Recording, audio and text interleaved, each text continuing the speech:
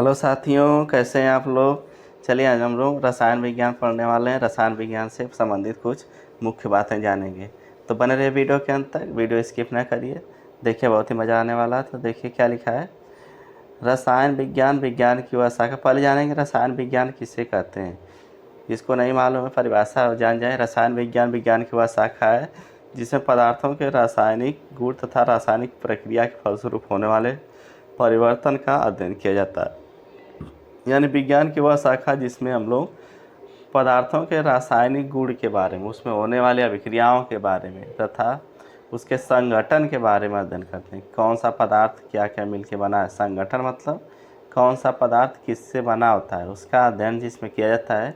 विज्ञान की उस शाखा को हम लोग क्या कहते हैं, रसायन विज्ञान कहते हैं। ठीक है। लॉरेंट लेवासिये को रसायन विज्ञान का पिता कहते हैं। किसको? लेवासिये या लॉरेंट लेवासिये को रसायन विज्ञान का जनक कहा जाता है। पदार्थ आगे देखते हैं। महत्व पदार्थ 3 प्रकार के होते हैं। कितने प्रकार के? तत्व, यौगिक और मिश्रण। पदार्थ तत्व 2 प्रकार के होते हैं, धातु और अधातु। ठीक है। आगे देखते हैं।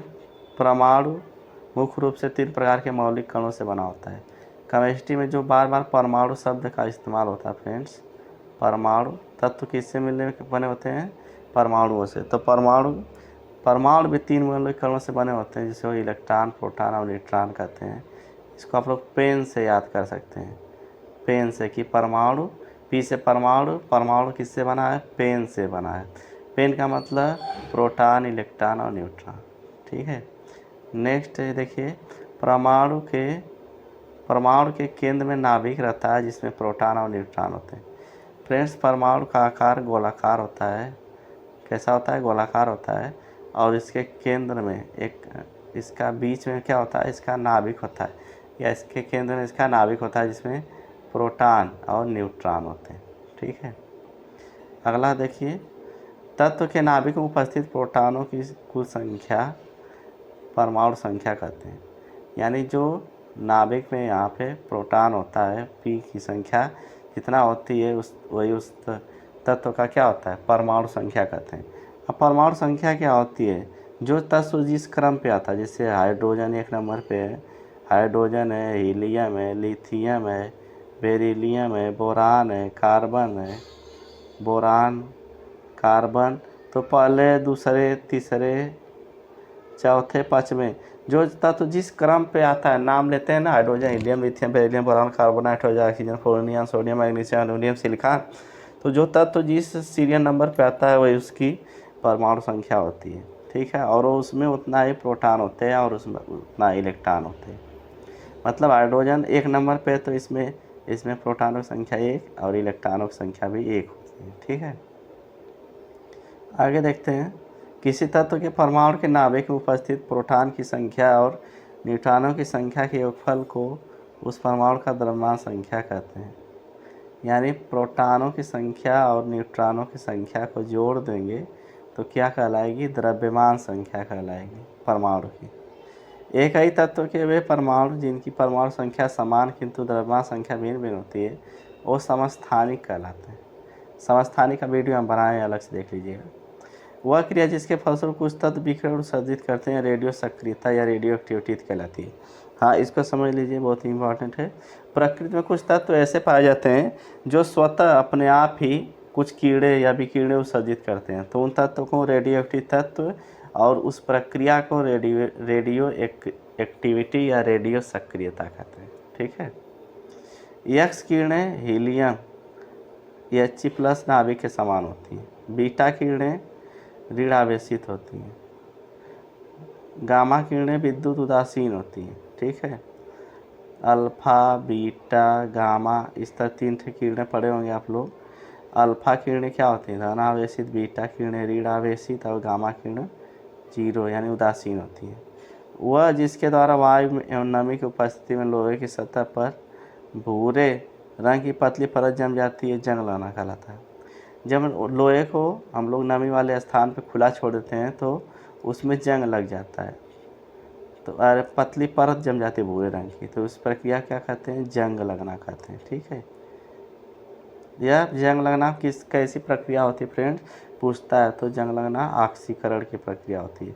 ऑक्सीकरण मतलब होता है किसी तत्व से ऑक्सीजन जुड़ जाना, तो उससे जो वायुमंडल में नमी में जो ऑक्सीजन है वो जुड़ जाती है, इसीलिए वो लोहा खराब हो जाता है। आगे देखते हैं, विद्युत ऊर्जा के उपयोग से जो रासायनिक अभिक्रियाएं कराई जाती हैं वैद्युत अपघटन कहलाती हैं। ठीक है, वैद्युत अपघटन मतलब जैसे किसी कंटेनर में 2 ठो राड लगा देंगे, एक प्लस एक माइनस, या एक कैथोड एनोड, और उसमें विद्युत ऊर्जा प्रवाहित करेंगे, तो इसमें जो क्रियाएं होंगी, केमिकल रहेगा जो उसमें क्रियाएं होंगे, उसे क्या कहते हैं, वैद्युत अपघटन।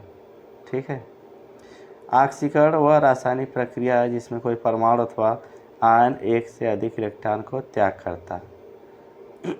ठीक है, अवकरण वैसी रासायनिक प्रक्रिया है जिसमें कोई परमाणु अथवा आयन एक इलेक्ट्रॉन ग्रहण करता है। अभिक्रियाओं को प्रेरित करने वाली क्रिया उत्प्रेरण कहलाती है, कैटलिस्ट। ठीक है, जो किसी रासायनिक अभिक्रिया को प्रेरित कर देता है या उत्प्रेरित कर देता है उसे हम लोग उत्प्रेरण या कैटलिस्ट कहते हैं, और उन पदार्थों को उत्प्रेरक कहते हैं। आगे देखते हैं, कार्बन गैस उदासीन है। कार्बन गैस कैसी होती है, उदासीन। कार्बन डाइऑक्साइड गैस कैसी होती है, अम्लीय होती है। पेड़ पौधों तथा जानवरों के सभी विद्यमान पदार्थ बायोमास कहलाता है। नेक्स्ट है, जानवरों तथा पेड़ पौधों से प्राप्त व्यर्थ पदार्थ सूक्ष्म जीवों द्वारा जल की उपस्थिति में आसानी से सड़ते हैं। इस प्रक्रिया में methane, carbon dioxide, hydrogen sulphide आदि गैसें निकलती हैं। इसी गैसीय मिश्रण को बायोगैस कहते हैं।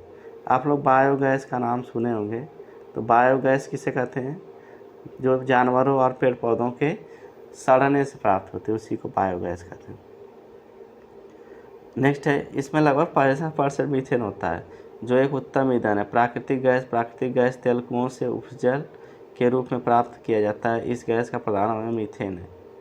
ठीक है, बायोगैस का में सबसे ज़्यादा कौन होता है, मीथेन। द्रवित पेट्रोलियम गैस, यह नॉर्मल तथा आइसोब्यूटेन का द्रवीभूत किया जाता है, वह मिश्रण है। कोयला, पेट्रोलियम, प्राकृतिक गैस जीवाश्म ईंधन कहलाते हैं। ये क्या कहलाते हैं, जीवाश्म ईंधन, क्योंकि जीवाश्मों से प्राप्त होते हैं।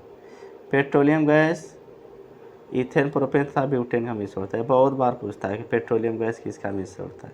डीजल तेल कार्बन 30 से कार्बन 1 तक कार्बन वाले हाइड्रोकार्बन का मिश्रण होता है। द्रव्यमान का ऊर्जा में परिवर्तन E बराबर mc स्क्वायर सूत्र के अनुसार होता है। सूर्य में पाया जाने वाला तत्व हाइड्रोजन है। नाभिकीय ईंधन, नाभिकीय रिएक्टर में प्रयुक्त वह पदार्थ जिसका विखंडन की जाती है। नाभिकीय विखंडन वह नाभिकीय अभिक्रिया है जिसके फलस्वरूप एक भारी नाभिक विखंडित होकर 2 हल्के नाभिकों में परिवर्तित हो जाता है तथा ऊर्जा की विशाल राशि मुक्त होता है, नाभिकीय विखंडन कहलाता है।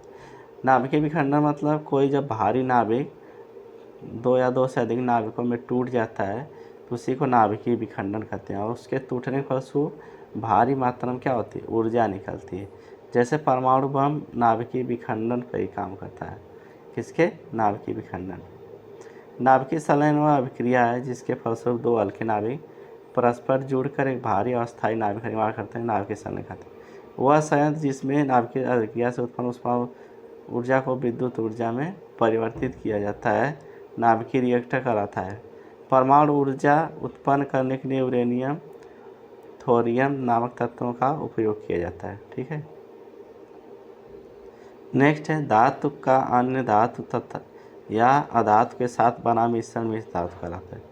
धातु का अन्य धातु या अधातु के साथ बना मिश्रण क्या कहलाता है, मिश्र धातु कहलाता है, एलॉय।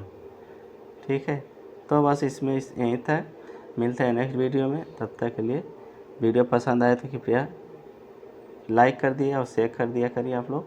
थैंक्स, मिलते हैं नेक्स्ट वीडियो में। तब तक आपका दिन शुभ हो। जय हिंद, वंदे मातरम।